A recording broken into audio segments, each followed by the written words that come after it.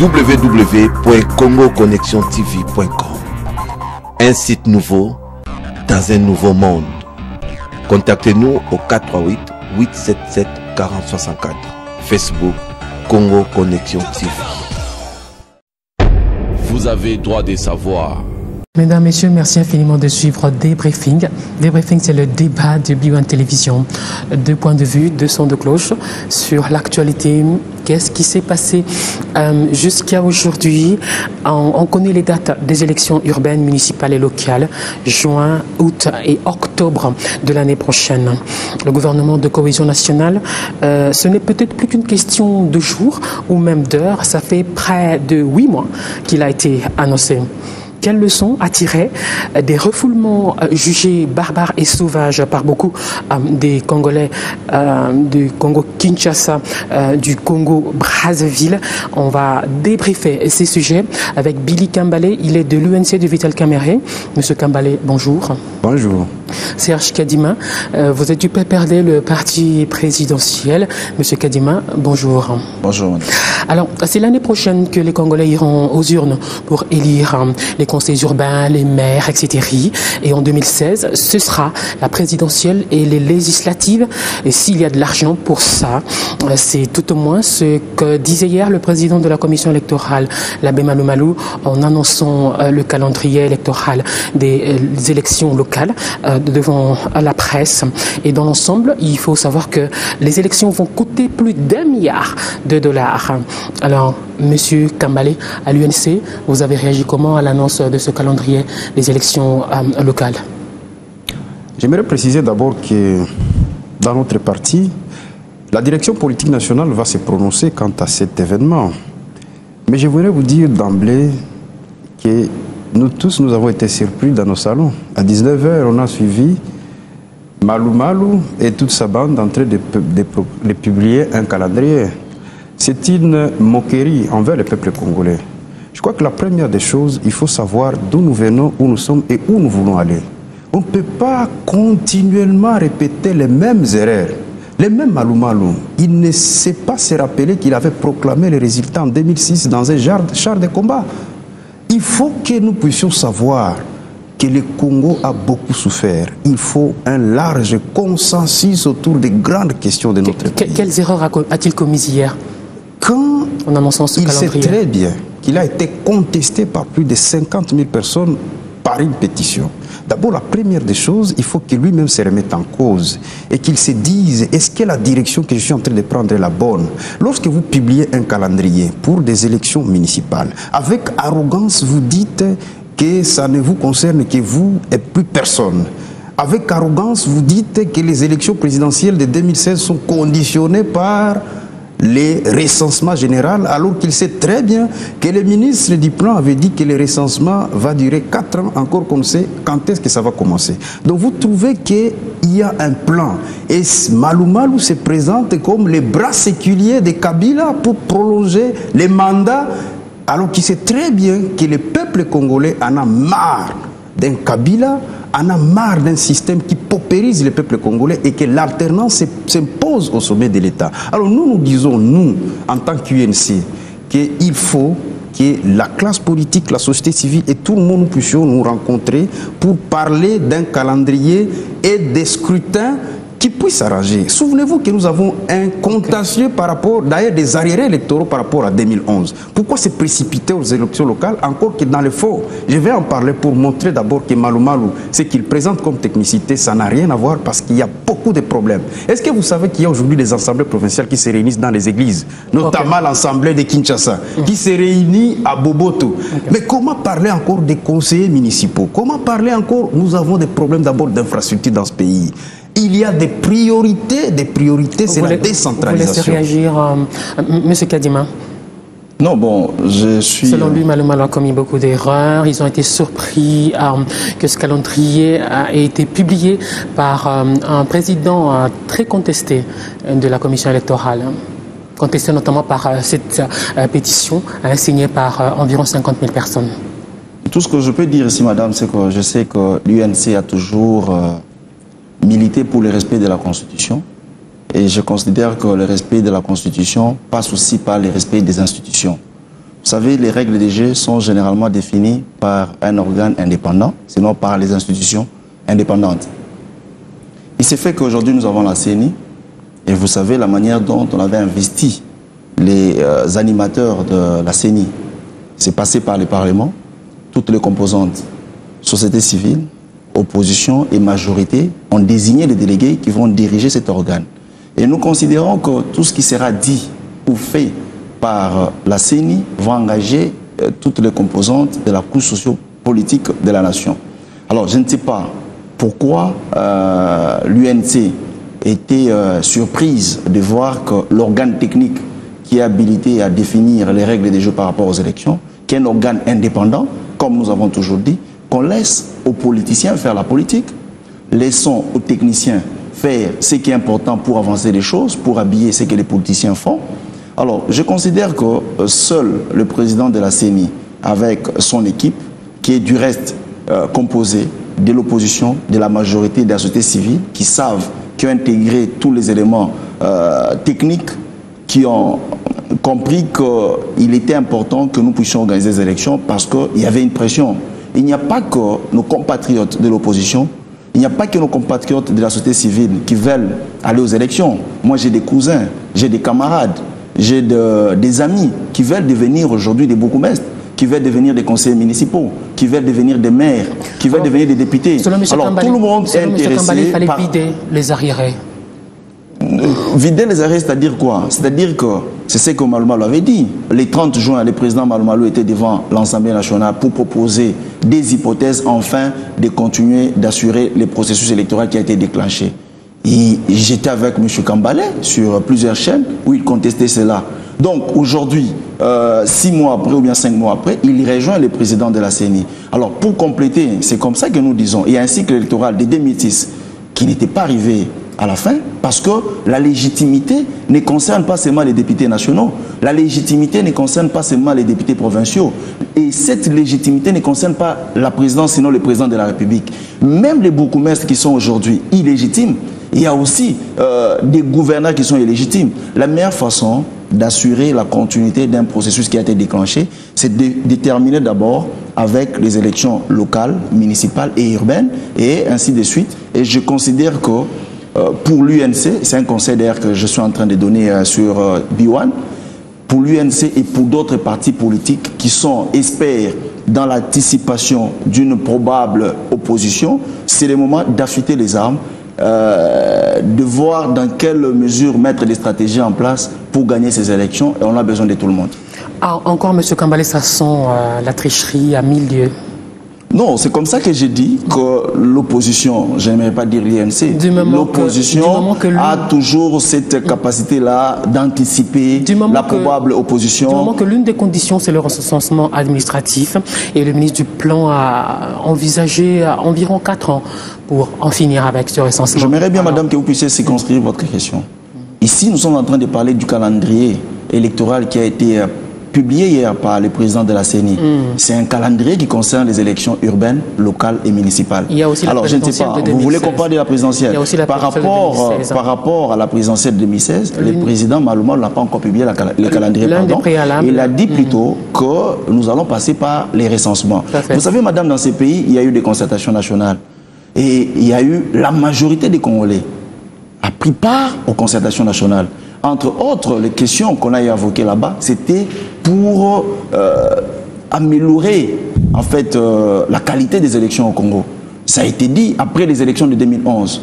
Même l'UNC a crié à la tricherie. Même l'UNC a critiqué la manière dont les élections étaient organisées. Nous aussi de la majorité, parce qu'il y a eu aussi les gens de la majorité qui ont aussi défilé devant la Cour suprême de la justice. Parce qu'on avait estimé qu'il y avait des erreurs dans l'organisation. Alors, pour réparer ces erreurs-là, il faut que nous puissions organiser cette fois-ci des bonnes élections. C'est comme ça que l'organe technique habilité à organiser les élections estime qu'il faut qu'on passe par les recensements pour réduire les taux des erreurs dans l'organisation des élections. Et je ne vois pas où est le problème. Monsieur Kambale, comment vous envisagez ce dialogue, c'est ça, ou cette table ronde entre différentes composantes encore pour discuter d'un calendrier? Madame, je vais répondre à votre question, mais laissez-moi rebondir sur des choses qui ont été dites sur ces plateaux.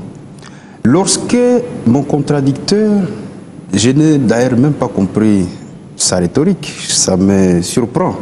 Parce que quand il développe des thèses sur la composition de la CENI, ici ce n'est pas un problème de la composition de la CENI, encore que, à partir du moment que vous faites partie de la CENI, vous n'êtes plus membre de votre parti politique. Vous n'êtes plus membre de votre composante politique, donc vous devenez indépendant.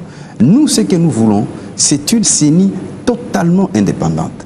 Et c'est à quoi on assiste, c'est un bras séculier du pouvoir. Parce que ici, mon contradicteur, tu peux lui poser une question simple. C'est quoi une municipalité? Quelle est l'entité territoriale dans notre pays qui s'appelle municipalité? Il ne va pas vous répondre. Il y a un problème de compréhension sérieux dans notre pays. Il y a un problème intellectuel même dans notre pays. Parce que tout simplement, nous voulons tout embrasser sans même connaître le contenu de ce que nous voulons embrasser. Pour vous, aujourd'hui, il faut commencer par quoi? Je vous ai dit que nous avons d'abord des assemblées provinciales qui siègent dans les églises, dans les écoles. Vous trouvez ça normal? Alors dites-moi, où vont siéger tous les parlements locaux et les sénats qui sont hors mandat? Je vous donne d'abord un problème d'infrastructure. Sont dans les prolongations. Toutes ces assemblées au niveau local siégeront ou à partir du moment même jusqu'au niveau de la province. On ne sait même pas trouver des locaux où siéger. Il y a un problème. Moi, je vous dis les questions d'État. Moi, ce qui m'intrigue, j'ai honte parfois des gens comme Malou Malou qui ne comprennent pas la complexité de notre pays. Lorsque vous devez comme ça aller dans un vent en guerre, je l'ai suivi hier avec une arrogance on ne peut plus inacceptable. Quand on vous dit que nous avons d'abord des arriérés législatifs par rapport à 2011, parce que nous connaissons très bien la complexité. Ce qu'il fallait faire pour qu'on ait de bonnes élections locales, il fallait d'abord la mise en application de la loi sur la décentralisation. Vous savez aujourd'hui que le découpage des groupements et des secteurs pose problème. Allez au Kasaï. Allez au Kivu avec des problèmes fonciers. Allez au Kasaï où les gens s'entretuent chaque jour pour un problème de découpage. Alors vous voulez venir imposer encore à ces gens des assemblées législatives qui ne représenteront pas les intérêts vitaux des populations locales. C'est cela la problématique, madame. Alors quand nous parlons, nous disons non. Retrouvons-nous pour affronter les vraies questions d'État. Les gens ne comprennent pas. Madame, moi quand je viens sur un plateau de télévision, je ne viens pas pour le plaisir. Je viens informer mon peuple pour lui dire que nous avons un danger. Le danger est incarné par des gens à qui on a confié des mandats d'État et qui utilisent ça pour leurs besoins personnels. Monsieur Kadima, selon lui, il faut d'abord la décentralisation avant les élections au niveau local. Selon moi, il faut respecter l'organe technique qui a été institué par la représentation du peuple congolais.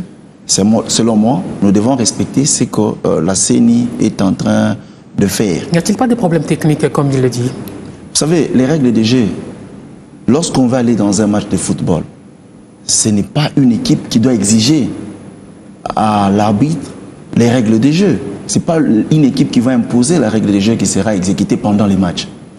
Nous sommes allés, c'est vrai, qu'il y a eu toutes les composantes qui se sont retrouvées dans cet organe qu'on appelle aujourd'hui l'organe indépendant, et ces animateurs deviennent indépendants. Dès lors qu'ils ont été investis par la représentation du peuple congolais, c'est que cet organe va engager le peuple congolais.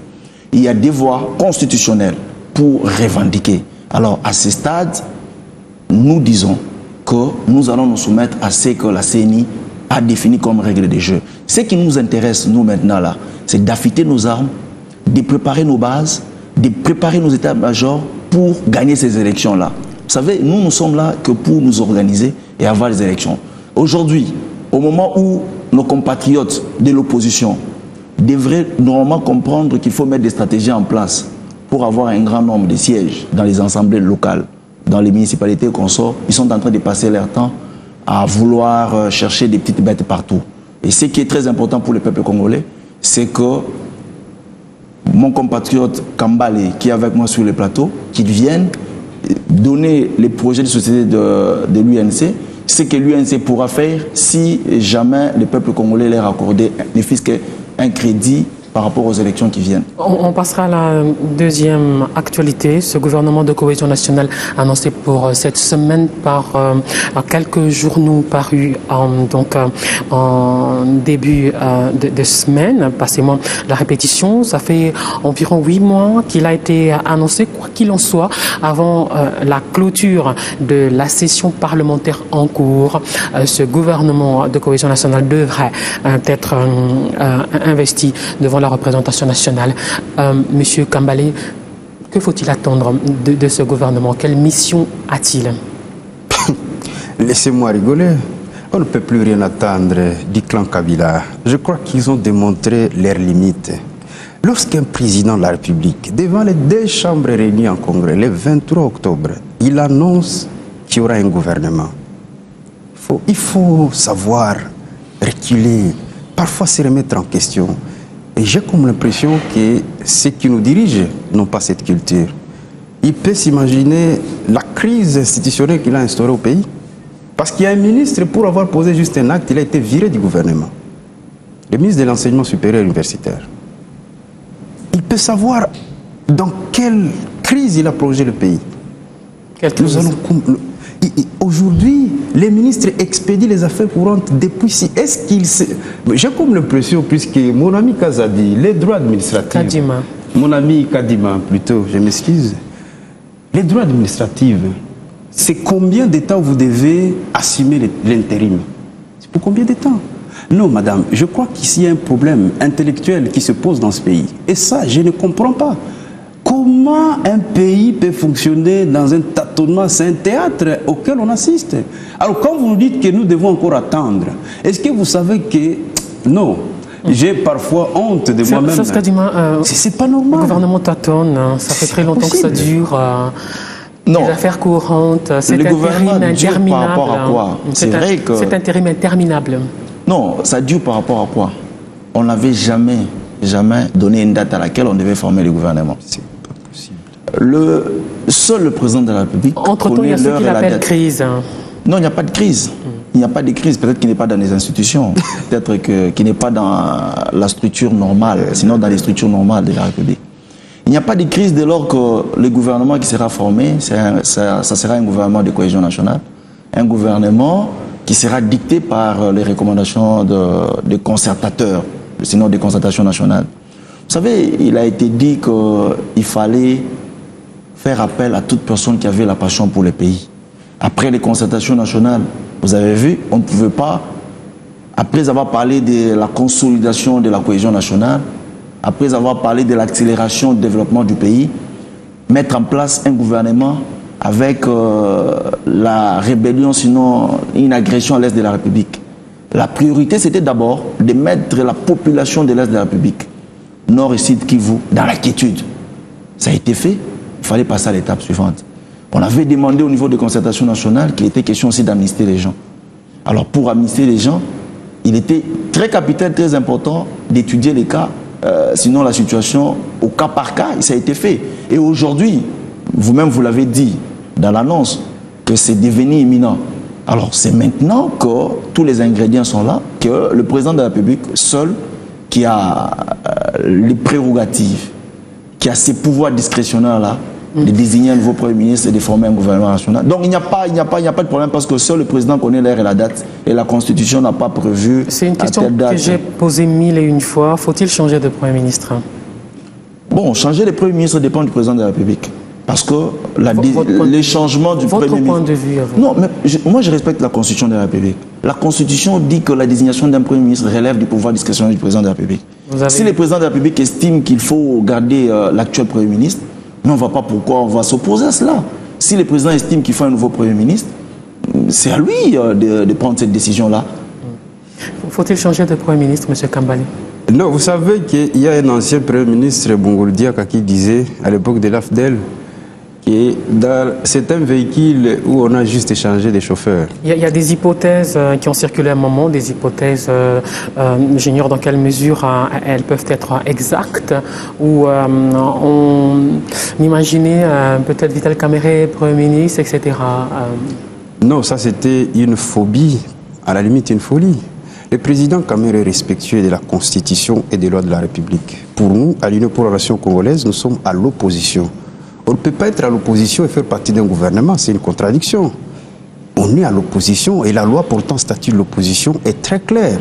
Donc à partir du moment où vous faites partie d'un gouvernement, vous n'êtes plus opposant. C'est très clair. Alors il ne faut pas, non, nous, c'est 2016, c'est la présidente de la République. Et nous sommes bien portants par rapport à ça. La deuxième chose par rapport à toutes ces panoplies... Il y a des opposants qui attendent ce gouvernement de pied ferme? Non, ces gens sont devenus membres de la majorité présidentielle. Je vais vous dire de la loi. La loi est claire là-dessus. Donc quand vous entrez dans un gouvernement, vous cessez d'être opposant. C'est ça la loi, portant statut de l'opposition. Alors, sur un Premier ministre, moi je crois que le problème c'est la tête.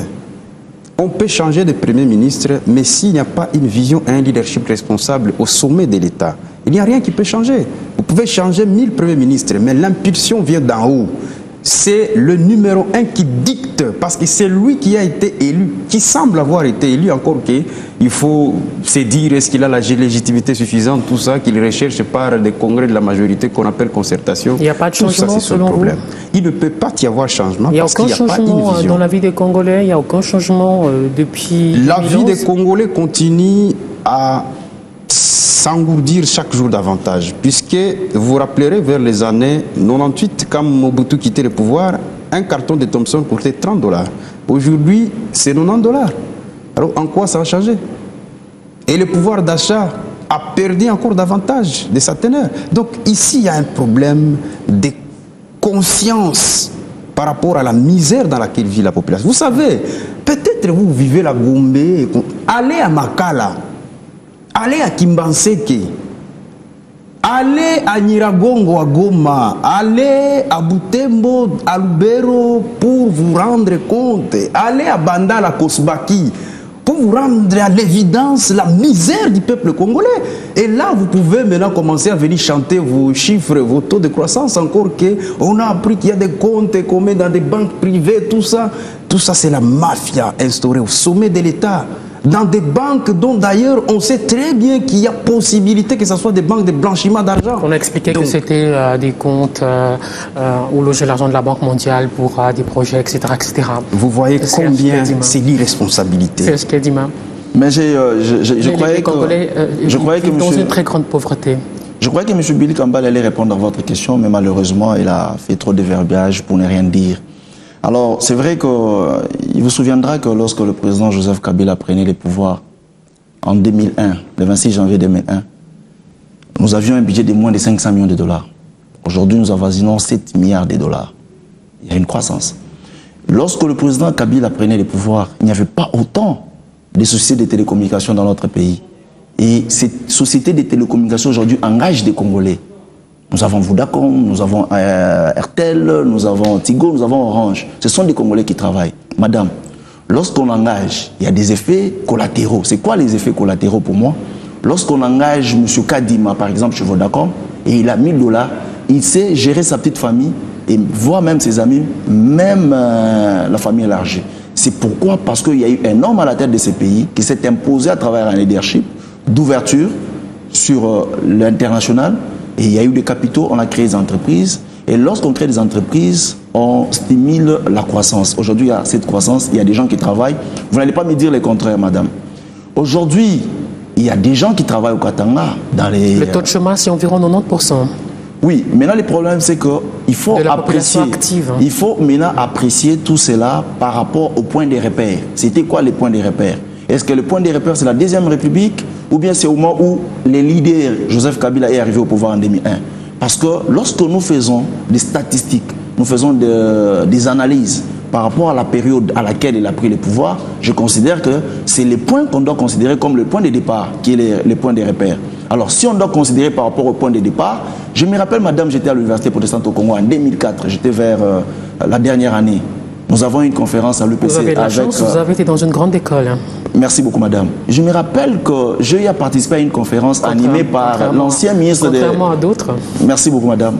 J'ai participé à une conférence animée par l'ancien ministre de l'Information, Vital Kamerhe, qui nous démontrait comment le président Joseph Kabila avait changé des choses parce que M. Vital Kamerhe, il a travaillé dans plusieurs cabinets pendant la Deuxième République. Alors, c'est quelqu'un qui avait renforcé ma conviction d'adhérer totalement au PPRD. Et jusqu'en 2009, 2010, date à laquelle il quittait les partis, il me persuadait toujours qu'il fallait évoluer avec Kabila. C'est vrai que nous étions tous dans les PPRD, mais à des degrés, à des niveaux différents. Lui, peut-être, il était plus proche du président de la République. Et il nous rassurait chaque fois que je change avec ce monsieur. En tout cas, c'est quelqu'un qui a la conviction, qui a une grande vision pour changer ce pays.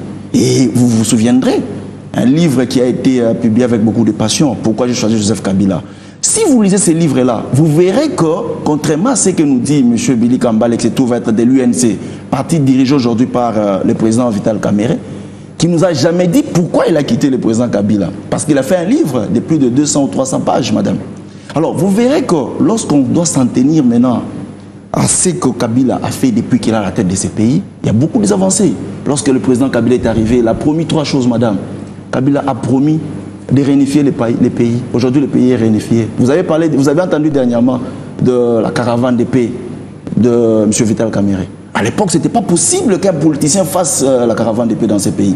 Du sud au nord, de l'est à l'ouest. Madame le président de la République avait promis l'organisation des élections. Ça a été le cas en 2016, en 2006. Ça a été le cas en 2011. Et aujourd'hui, que le président Malou Malou veut continuer avec ces processus, nos amis de l'UNC veulent aujourd'hui faire ombrage. Madame, c'est pas bon. Par respect au peuple congolais, nous devons nous soumettre. On va conclure. Oui, on va conclure. Il ne reste que 5 minutes. Ces leçons à tirer de ces refoulements jugés barbares par beaucoup de nos compatriotes du Congo-Brazzaville. Monsieur Kambale, est-ce que les relations entre les deux capitales devraient en être bouleversées et à quels égards? Oui, je vais répondre à votre question, mais laissez-moi... Ne reculez pas, s'il vous plaît, sinon on n'en finira jamais. Non, il y a des contre-vérités qui ont été dites. Vous avez dressé un état des lieux. Vous avez dressé un état des lieux, il a fait le sien. On s'en tient là, sinon on n'en finira jamais. Et il ne reste que 4 minutes. Là. Le peuple congolais aura retenu que vous refusez que je puisse... Non, il ne reste que 4 minutes. Vous avez parlé. Et vous avez parlé, il a parlé également. Il n'y a pas de problème. Il reste que 5 minutes. Je veux vous mettre à l'aise. Je ne vais pas y répondre puisque le peuple congolais sait très bien que j'allais balayer de... Ce sont les règles du jeu. Ce sont les règles du jeu. Ce qui a été dit ici. Moi, j'aimerais dire par rapport à ce qui se passe à Brazzaville. Est-ce que les relations entre les deux États devraient en être bouleversées? Et à quel point de vue?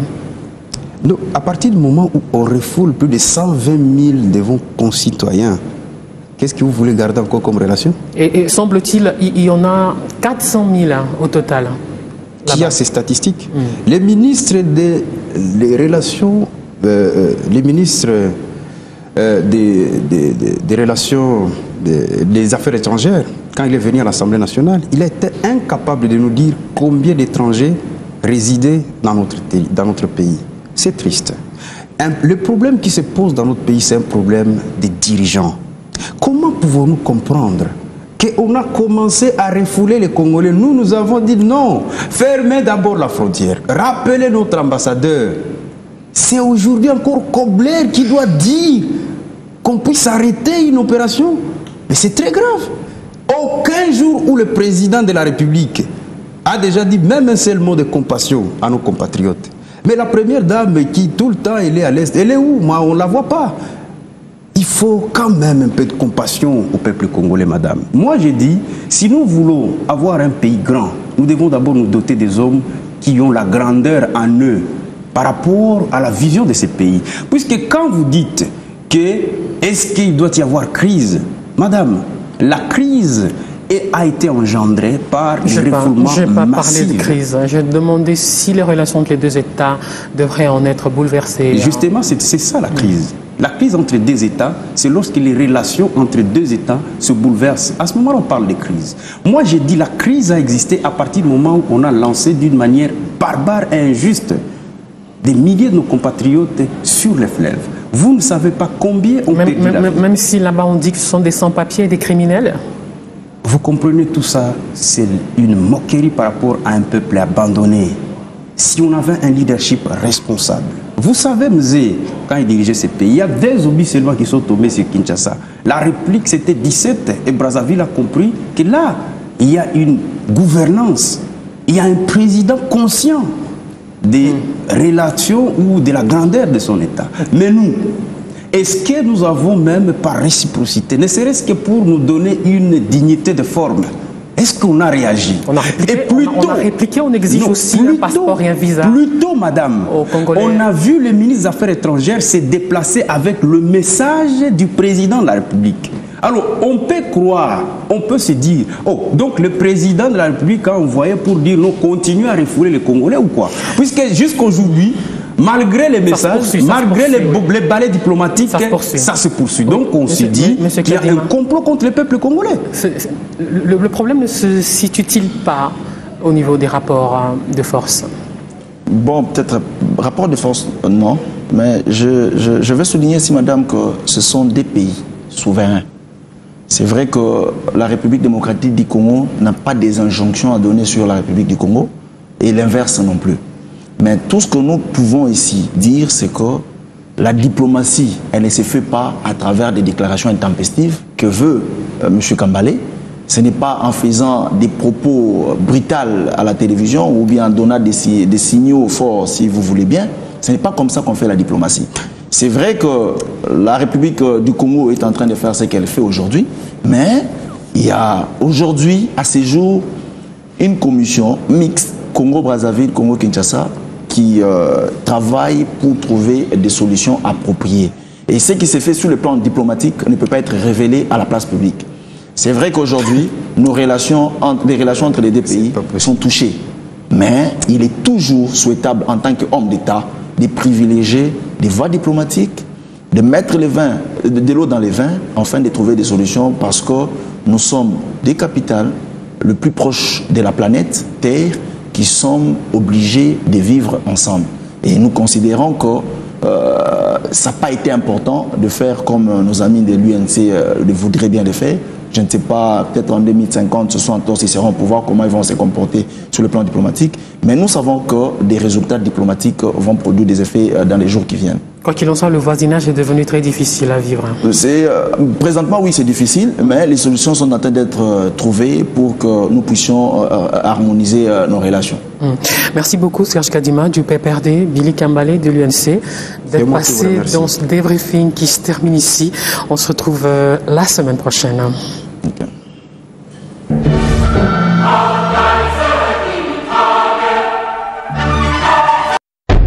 Vous avez droit de savoir. www.congoconnexiontv.com. Un site nouveau dans un nouveau monde. Contactez-nous au 438 877 4064. Facebook Congo Connexion TV.